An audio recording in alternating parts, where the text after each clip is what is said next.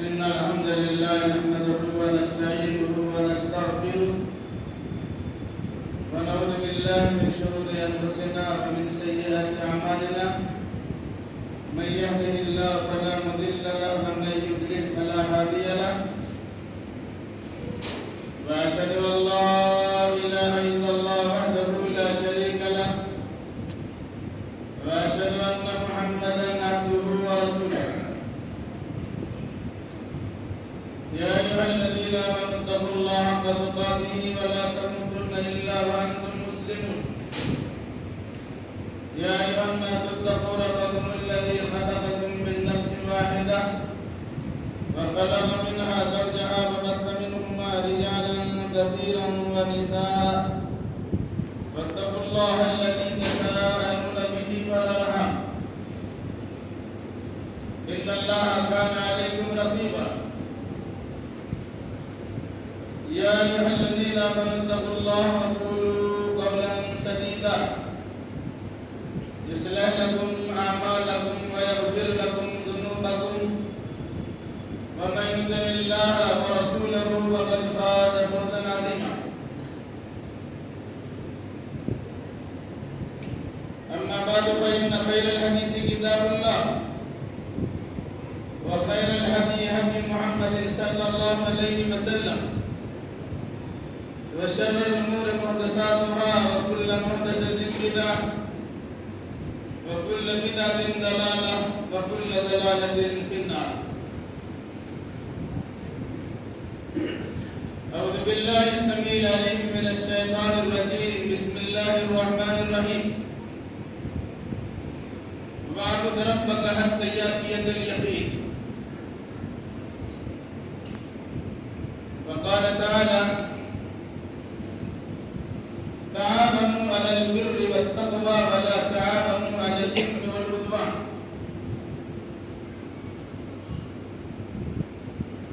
سبحانك لا علم لنا إلا ما علمتنا إنك أنت العليم الحكيم. رب اشرح لي صدري ويسر لي أمري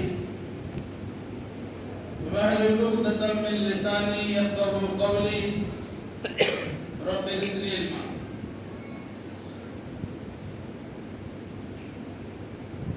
ہر طرح کی تعریف و توصیف لائق و سزاوار ہے. ہر چیز کے خالق و مالک اللہ رب العالمین کے لیے جو سارے جہان کا پالنہار ہے. درود و سلام نازل ہو جملہ انبیاء کرام علیہم السلام پر، خصوصاً احمد مصطفیٰ محمد مصطفیٰ صلی اللہ علیہ وسلم پر. اللہم صلی علی محمد وعلی آل محمد کما صلیت علی ابراہیم وعلی آل ابراہیم انکا حمید مجید. اللہم بارک علی محمد وعلی آل محمد كما باركت على إبراهيم وعلى آل إبراهيم إنك حميد مجيد.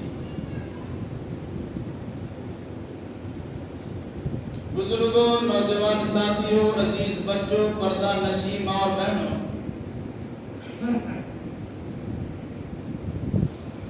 خطبہ مسنونہ کے بعد مختلف دو جگہوں سے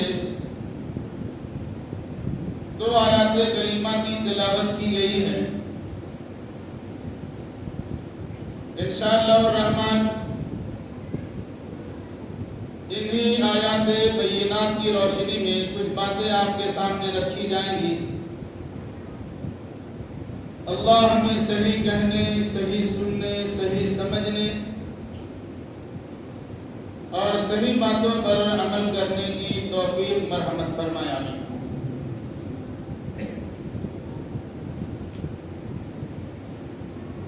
ابھی چند روز قبل رمضان المبارک کا متبرک مہینہ گزرا ہے. اس مہینے میں پورے دنیا کے مسلمانوں نے عبادت و بندگی میں بڑی جانفشانی دکھلائی،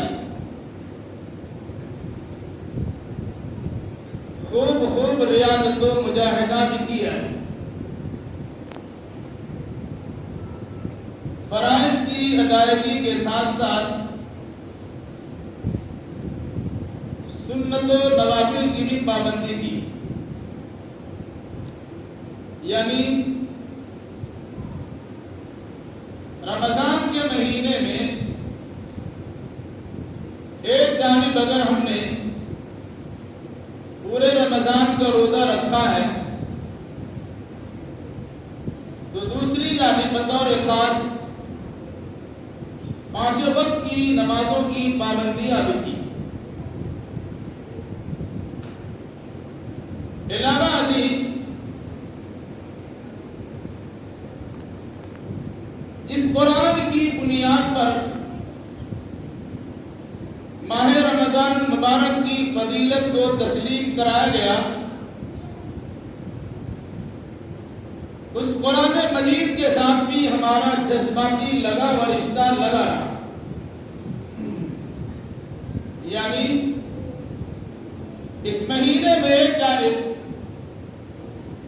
ہم نے قرآن مقدس کئی بار ختم بھی کیے ہیں، تو ہم میں سے کچھ لوگوں کو یہ توفیق بھی ملی تھی کہ عشاء کی جماعت کے پڑھنے کے بعد باضابطہ تراویح کی نماز کا اہتمام کیا، جس میں حافظ قرآن کی زبانی مکمل قرآن کی سماعت کا شرف بھی حاصل کیا۔ علاوہ اس مہینے میں بہت سارے لوگوں نے صدقات و خیرات بھی کیے، دعا و مناجات سے بھی رشتہ ناطہ جوڑ کے رکھا، ہمدردی اور غمگساری کا شیوا بھی اپنایا گیا، تقویٰ و طہارت کا ماحول بھی بنایا گیا۔ عام طور سے لوگوں کا مزاج اللہ کی طرف جڑا، ذہنیت صحیح ہوئی، مساجد سے لگا ہوئے اور کتاب اللہ سے تعلق پیدا ہوئے، نتیجے کے طور پر پورے رمضان کے مہینے میں مسلمان کچھ نہ کچھ مسلمان دکھ رہا ہے کہ عام انسان بھی اگر اس محلے سے گزر جائے تو وہ احساس کیے بغیر نہیں رہ سکتا کہ مسلمانوں کا مہینہ ہے، اور رمضان مبارک ایسا متبرک مہینے کے ادب و احترام میں یہ لوگ لگے ہوئے ہیں، اس کی تعلیم و تقریب بجا لا رہے ہیں، روزہ رکھنے میں مشغول و مگن ہے، تو نماز کی پابندیاں بھی ہو رہی ہیں، تلاوت قرآن کر رہے ہیں تو قرآن کی تلاوت کی سماعت بھی ہو رہی ہے، صدقات و خیرات بھی کر رہے ہیں، تو دعا مناجات سے بھی رشتہ ناطہ جوڑے ہوئے ہیں۔ یقیناً اگر ہم مسلمانوں نے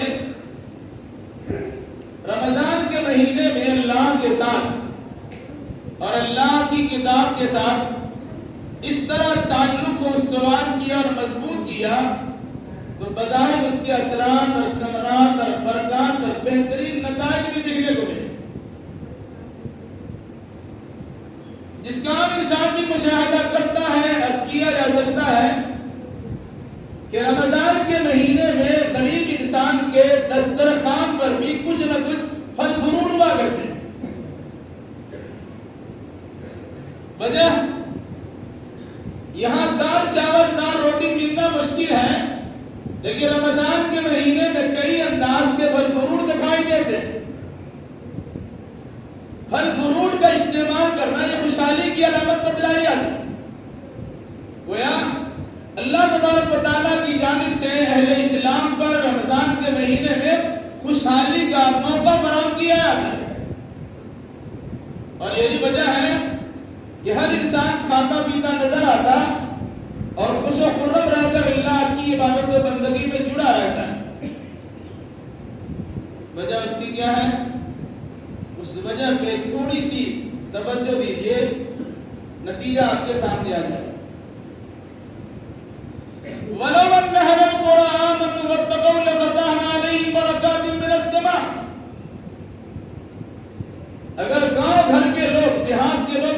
والے دنیا والے اللہ پر ایمان لے آئے اور متقی اور پرہیزگار بن جائے تو اللہ نے کہا ہم اس کے لیے آسمان سے برکت کے دروازے کھولے. رمضان سے پہلے حالات کچھ ہوتے ہیں. رمضان کی شروع ہوتی شروعات میں ہی مسلمانوں کے حالات میں تبدیلیاں پیدا ہوتی ہیں. چونکہ اس کی تیاریاں پہلے سے ہوتی اس مناسبت سے وہ آثار جھلکتے بھی ہیں. بندوں کو اپنے خالق سے رشتہ جوڑنے میں لطف ملتا ہے اور اللہ کی بندگی بجا لا کر سکون و شانتی بھی حاصل کرتا ہے. نتیجے کے طور پر اللہ تبارک و تعالیٰ اپنی رحمتوں کا برکھا برساتا ہے, موسم کو سازگار بناتا ہے, بدحالی اور بحرانی کیفیت کا خاتمہ کرتا ہے, پریشانیوں کو دور فرما کر خوشحالی, فارغ البالی, آرام و سکون کی دولت سے نواز دیتا ہے, جس کا مشاہدہ ہم نے اپنے رمضان کے مہینے میں کیا. کیا مسلمانوں پر صرف رمضان کے مہینے میں نماز فرض ہے؟ کیا مسلمانوں کے ذمہ سے رمضان کے روزے ہی رکھنے ضروری ہے؟ کیا مسلمانوں پر صدقہ اور خیرات کرنا صرف رمضان کے مہینے میں محدود ہے؟ کیا دو مناجات سے رشتہ ناتا جوڑنا صرف رمضان کے مہینے میں ہونا چاہیے؟ یا قرآن کی تلاوت اور اس کی تلاوت کی سماعت صرف رمضان کے مہینے کے لیے مخصوص ہے؟ ظاہر سی بات ہے انسان کہے گا ایسا نہیں ہے, لیکن ایسی بات نہیں ہے کہ مسلمانوں کا رشتہ پھر اسلام سے اور مسلمانوں کا رشتہ اللہ کے قرآن سے کمزور کیوں بنا؟ رمضان کے مہینے میں عام وقتوں میں مسجد تقریباً بھری رہتی تھی. رمضان کے بعد مسجدوں کا حال کیا ہوا آپ کے سامنے ہے. جمعہ میں دل جاتے ہیں, ابھی اثر کا وقت نظر آئے گا کہ تعداد میں پورے طور سے کمی آ رہی. آخر ایسا کیوں ہوتا ہے جبکہ قرآن نے کیا کہا وَاعْبُدْ رَبَّكَ حَتَّى يَأْتِيَكَ الْيَقِينُ, اپنے رب کی عبادت کرتے رہیے یہاں تک کہ موت آ جائے. عبادت مرتے دم تک کرنا ہے. عبادت شوال کی پہلی تاریخ تک ہی نہیں کرنی. رمضان شروع ہوا عبادتیں شروع ہی, رمضان ختم عبادت ختم. اکثر و بیشتر ایسا ہے کہ نہیں ہے, ہم کسی ایک کی طرف اشارہ نہیں کریں گے, لیکن ہر ایک سے مطالبہ اور گزارش ضرور کریں گے کہ اپنا گریبان جھانکیے, گردن جھکائیے اور اپنے بارے میں فیصلہ کیجیے یہ کمزوری, یہ کوتاہی, یہ خرابی ہمارے اندر پیدا ہوئی ہے کہ نہیں.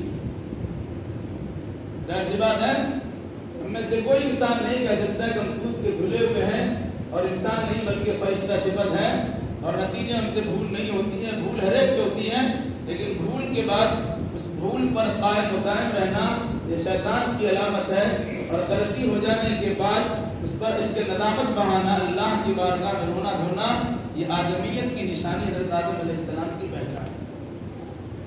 اس لیے عبادت و بندگی مستقل ہونی چاہیے. رمضان کے بعد بھی کچھ روزے رکھے گئے, رکھائے گئے تاکہ رشتہ رمضان کے مہینوں سے آپ کا جڑا رہے.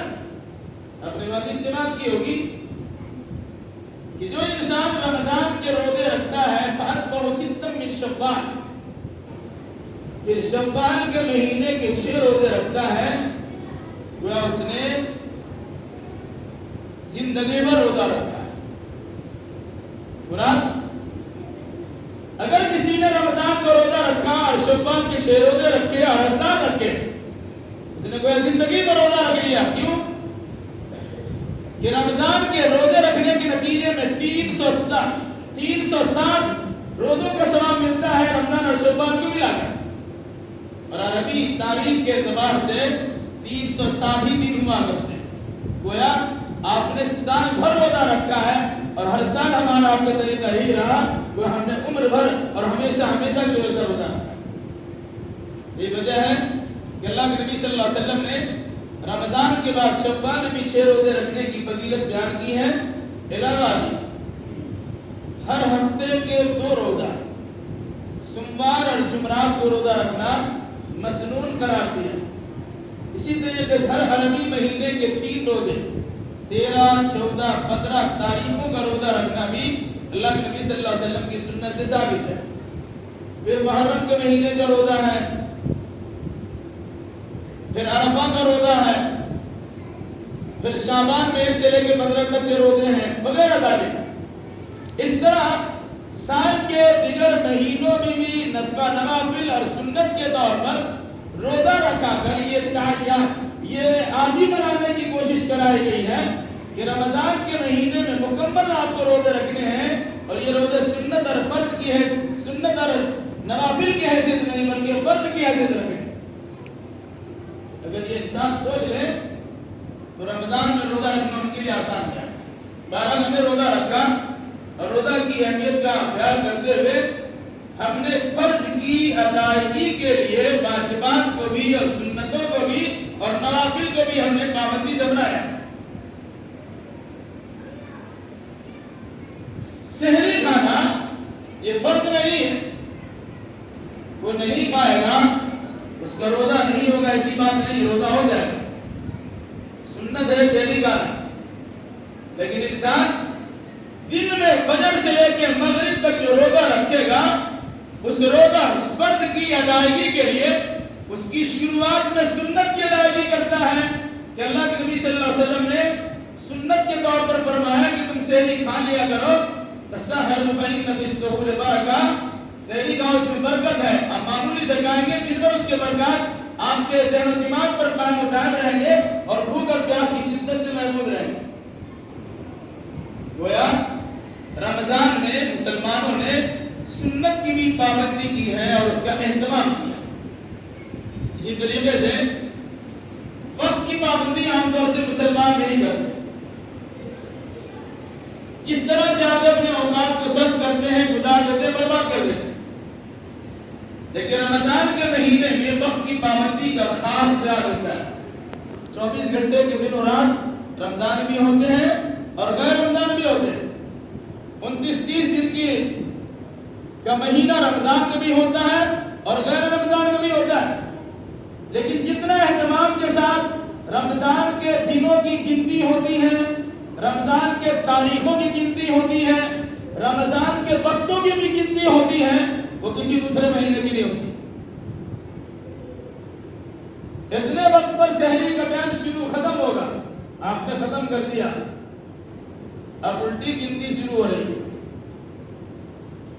اتنا بچا اتنا بچا اتنا بچا اتنا بچا، اخیر میں آدھا گھنٹہ 10 منٹ 5 منٹ 1 منٹ چند سیکنڈ بچے، آدمی ان تمام سیکنڈوں کا، گھنٹوں کا، سیکنڈوں کا، منٹوں کا بھی خیال کرتا ہے اور اس کا اہتمام کرتا ہے کہ شام کے وقت میں ہم روزہ رکھیں گے، جو روزہ رکھا اس کے افطار کریں گے۔ یہ وقت کی پابندی، جو قوم وقت کی پابندی کرتی ہے اسے ترقی کے راستے پر گامزن ہونے سے کوئی روک نہیں سکتا ہے۔ رمضان میں برکتیں کیوں ہوتی ہیں؟ وقت کے اندر برکت بھی ہے، روزی روٹی کے اندر برکت بھی ہے، صحت و تندرستی کے اندر برکت بھی ہے، معیشت و معاش کے اندر برکت بھی ہے، یعنی بہت ساری جگہوں پر بہت سارے انداز کی برکتیں مسلمانوں کو میسر ہوتی ہیں رمضان کے مہینے میں۔ کیوں؟ کہ آدمی وقت کا پابند ہوتا ہے اور وقت کی قدر کرتا ہے۔ علاوہ رمضان کے مہینے میں عام طور سے لوگوں نے جھگڑا کرنے، گالی گلوچ کرنے، غیبت و چغلی کرنے، بدزنی یا کسی کے خلاف اتہام بازی اور بہتان بازی کرنے سے گریز اور پرہیز کرتا ہے۔ کیوں؟ اس سے روزے میں کسی نہ کسی اعتبار سے خامی اور خرابی پیدا ہوتی ہے۔ ادھر حقیقت رمضان کے مہینے میں سکھایا جاتا کہ آئندہ 11 مہینوں میں سے بڑھتا جائے گا، اسے عمل میں لایا جائے گا اور اسی ماحول کے سائے میں زندگی گزاری جائے گی۔ اس مناسبت سے مومن کی زندگی کا ہر لمحہ عبادت بن جاتا ہے۔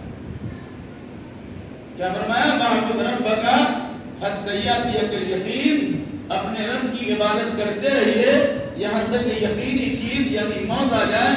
مرتے دم تک عبادت کرنے کا حکم دیا گیا اللہ کے نبی صلی اللہ علیہ وسلم کو اور آپ کے ذریعے سے پوری امت۔ تو رمضان ہم نے کیا، اس کے فائدے دکھائے،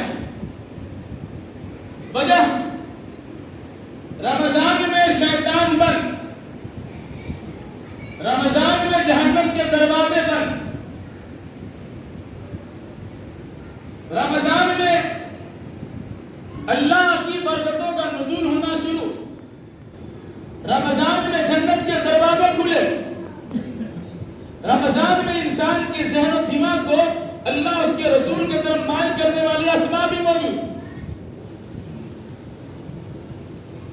اس ماحول میں انسان کو کی ذہن سازی کی گئی کہ آپ اس طرح تیار رہیے کہ اس کے اثرات آئندہ رمضان کے علاوہ بھی آپ کے جسم و جان پر نظر آنے چاہیے۔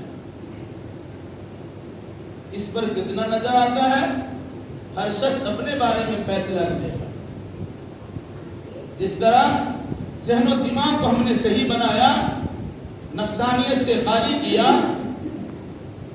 قدورت سے اپنے آپ کو پاک رکھا، حسد اور بغض و عناد سے اپنے آپ کو صاف رکھا، بدزنی اور بدگمانی اور بدنیتی اور بدتینتی سے اپنے آپ کو بچائے رکھا، تب رمضان کے روزے کے فائدے نصیب ہوئے۔ اسی انداز سے رمضان کے علاوہ بھی ان تمام تر اخلاقی خرابیوں سے اپنے آپ کو پاک صاف رکھیں گے، تبھی ہماری زندگی خوشگوار ہو سکتی ہے اور ہماری زندگی اچھی بن سکتی ہے۔ ورنہ یہ بات یاد رکھیے کہ ایک جانب ہمارے خلاف غیر مسلموں کی جانب سے حملہ و الغار ہو رہا ہے، اس وجہ سے کہ وہ ہمیں مسلمان سمجھتے ہیں۔ نتیجتاً ہماری مسجدوں پر، ہماری عیدگاہوں پر، ہماری قبرستانوں پر، ہمارے شاعر اسلام پر، ہماری مقدس مقامات پر ان کی نگاہیں بد لگی ہوئی ہے اور جگہ جگہ پر اس کے برے اثرات دکھ رہے ہیں۔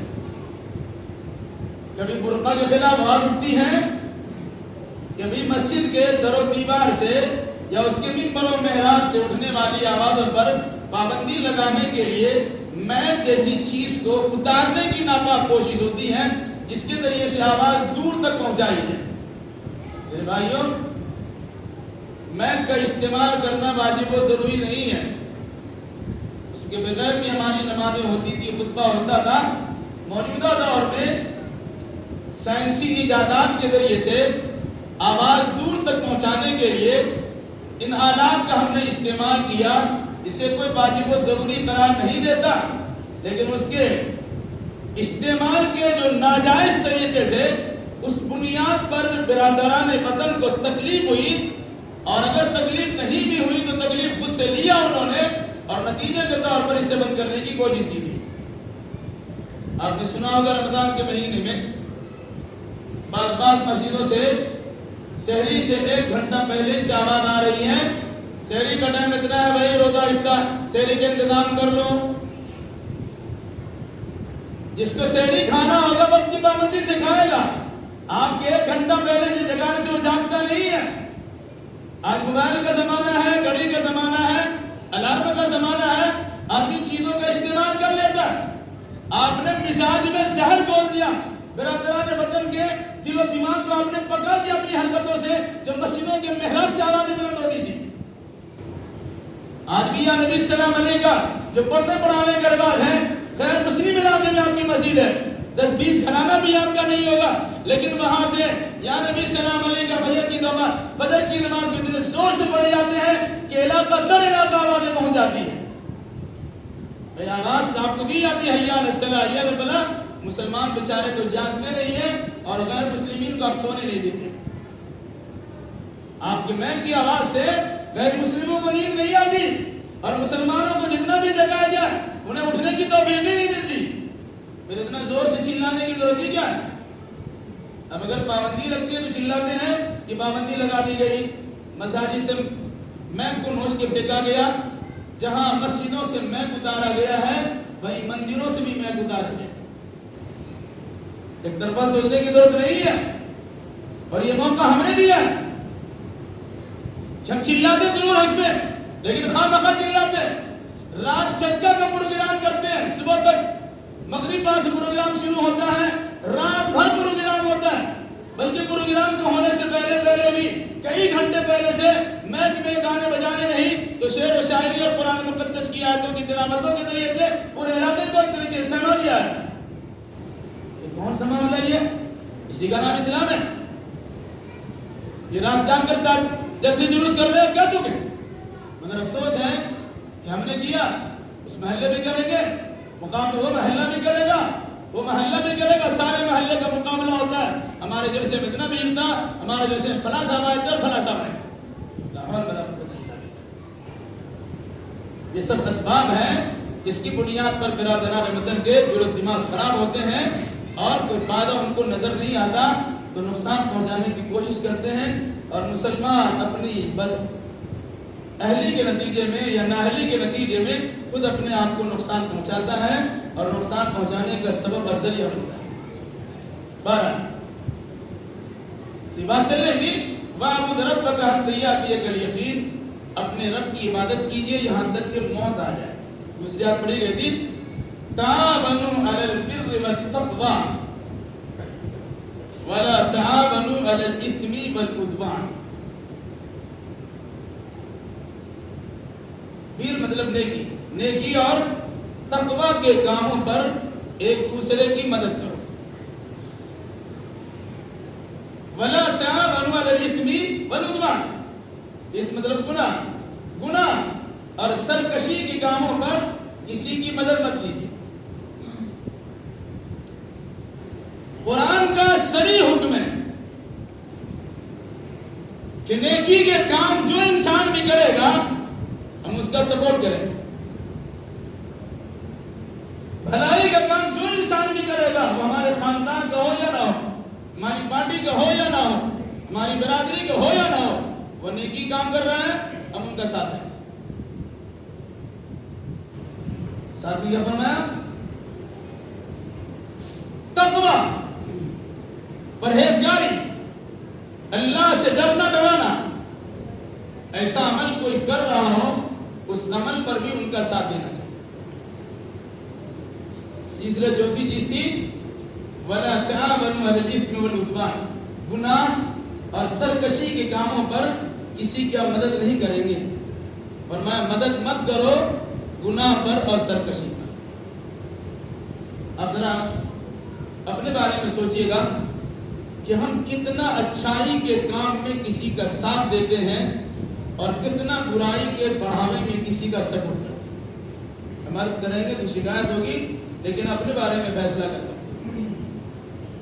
اگر کوئی انسان نیک کام کرنا چاہتا ہے اس کی ٹانگ کھینچتے ہیں،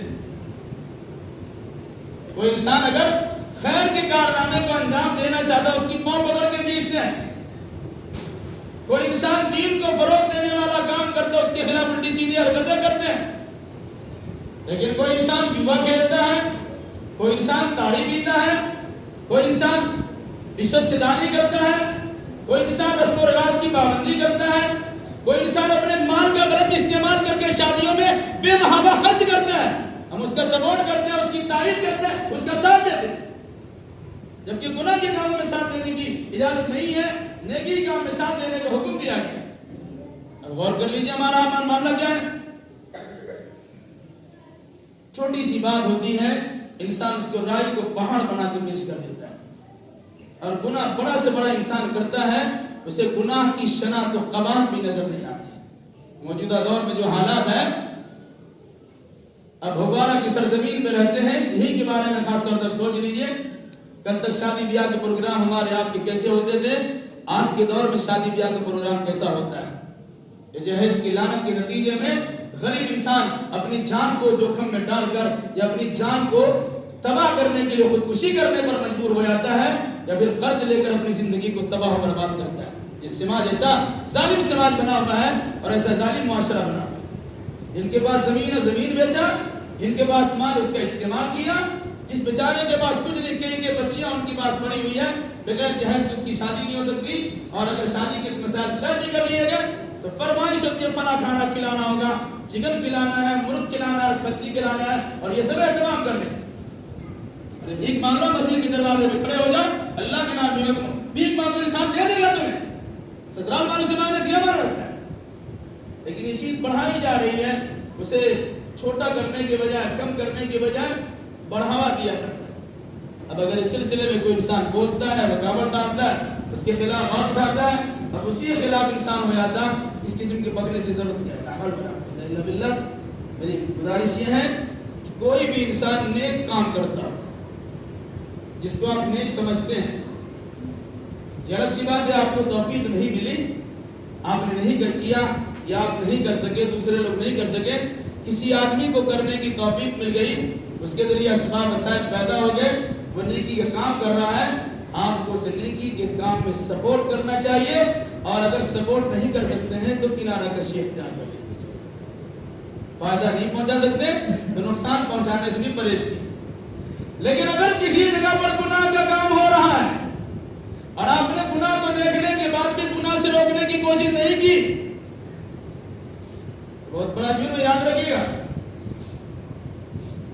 कानून ला यतनाहम अन मुनकरिन फअलू, कुरान ने कहा बनी इस्राइल पर जो अल्लाह तबारक व तआला का अज़ाब नाज़िल हुआ था, उस अज़ाब की वजूहात में से एक वजह यह भी थी कि उनके सामने बुराइयां हो रही थी, उन्होंने बुराई से रोका नहीं था। इस बुराई के असरात आपके घर तक पहुंचेंगे। आपका लड़का 10-12 साल घर से निकलता है और बाहर में जिंदगी गुजारता है, तो पीने खाने वालों का साथ देता है, जो 4 साल के बाद अनकंट्रोल हो जाता है, आपके कंट्रोल से बाहर चला जाता है। हो सकता है कभी कभी पैसे लाके आपको दे देता होगा, लेकिन गार्जियन को पूछने की तौफीक नहीं थी पैसे लाया कहाँ से, चोरी करके लाया, छिनताई करके लाया, रहदनी करके लाया, डकैती करके लाया, उल्टी सीधी हरकतें करके लाया, कोई पूछने के लिए तैयार, पैसा आया कहाँ से? ये सब बुराइयां जिनको रोकने की कोशिश होनी चाहिए। अगर कोई इंसान इस सिलसिले में आवाज उठा तो उनका साथ देना चाहिए।